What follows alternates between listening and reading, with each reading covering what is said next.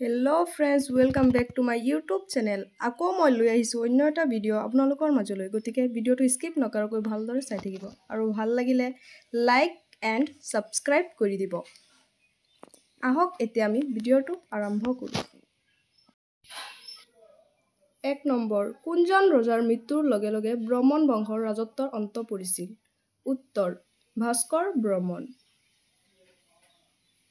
2 number মুছলিম league কিমান চনত গঠন হৈছিল উত্তৰ 1906 3 নম্বৰ প্ৰথম অসমীয়া কথাছবিৰ পৰিচালক কোন আছিল উত্তৰ Jyotiprasad Agarwala 4 number cotton college কোন চনত স্থাপন হৈছিল উত্তৰ 1901 চনত 5 নম্বৰ মনিৰাম দেৱানক কিমান চনত ফাঁসি দিয়া হৈছিল উত্তৰ 1858 চনত 6 নম্বৰ কলিয়া ভুমুৰাৰ দলংখনে কোন দুখন ঠাইক সংযোগ কৰিছে উত্তৰ শোণিতপুৰ আৰু নগাঁও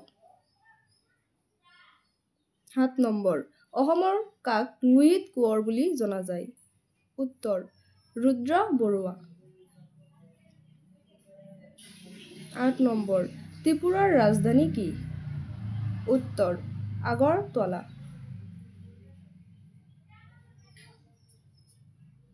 9 নম্বৰ অসম গণ পৰিষদ দলৰ জন্ম কেতিয়া হৈছিল উত্তৰ 14 অক্টোবৰ 1985 চনত 10 নম্বৰ সংগীত নাটক একাডেমী ক'ত অৱস্থিত উত্তৰ নতুন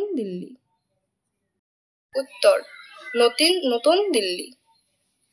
ভিডিওটো চাই থকাৰ কাৰণে ধন্যবাদ নেক্সট আকৌ লগ পাম সকলো ভালেই থাকিব টেক কেয়াৰ